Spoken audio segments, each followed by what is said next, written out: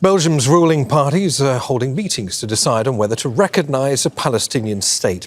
Prime Minister Bart De Wever's coalition government is divided.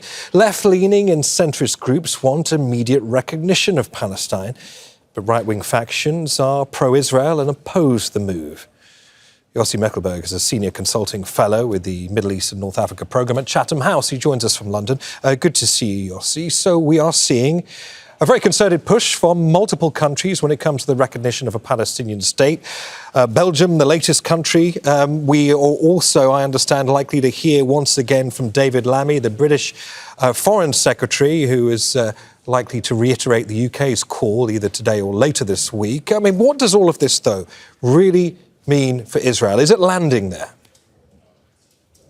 Good afternoon. I think the fact is that most of the world supports recognition of a Palestinian state. 147 states already done it, and now we have a number of states, member of the G7, permanent member of the Security Council. Whether this message lands on deaf ears in Israel remains to be seen. But the reality is that's what the world gradually moving toward. Many years ago, more than 13 years ago, Palestine was recognized an observer state. The only thing that blocks Palestine from being recognized as a state is the veto power of the United States. You remove this veto, and then Palestine recognizes a state. It's time for Israel to accept that that's what they are moving towards, let alone that Israel committed in the past to a two-state solution. Two-state solution means that there is a Palestinian state.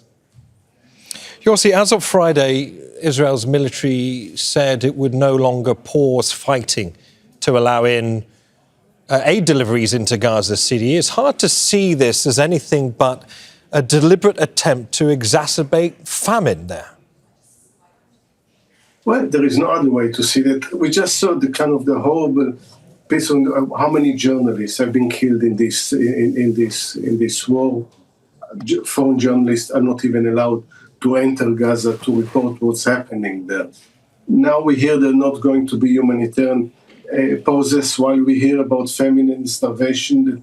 More than 500,000 people are at risk of, or immediate risk of starvation, and we know how this quickly, it moves exponentially. What Israel actually expects to happen if it stops humanitarian aid, if not that more people will die as a result of hunger? How they can justify it? And they might argue that for continue the military operation in Gaza City, but there is no political justification for that. There is definitely not moral justification for that. And we listen to the commander of the military. They're actually the one that put pressure on the government to agree to a ceasefire.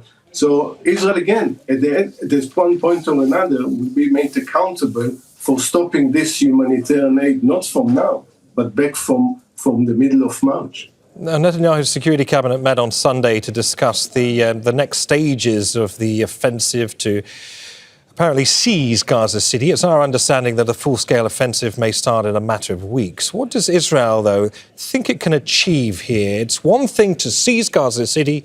It's a very different thing to hold it. Absolutely. And you see already some reservation within the government. People like the foreign minister, Gideon Saar, another minister, Gila Gamliel, they start asking questions. Obviously, it's very, very late into this game. And Netanyahu doesn't seem to want to stop this war, either because of pressure from the ultra-nationalists, messianic within government, or because he knows that the minute that the war is over, there will be a demand for a public, official, formal inquest into the events from October 7 until now. Election in Israel are looming between now and October of next year. The last thing he wants is to end the war and have an inquest. And unfortunately, the victims of that are Palestinians, are the hostages, and probably if Israel troops enter into Gaza, also losing more soldiers.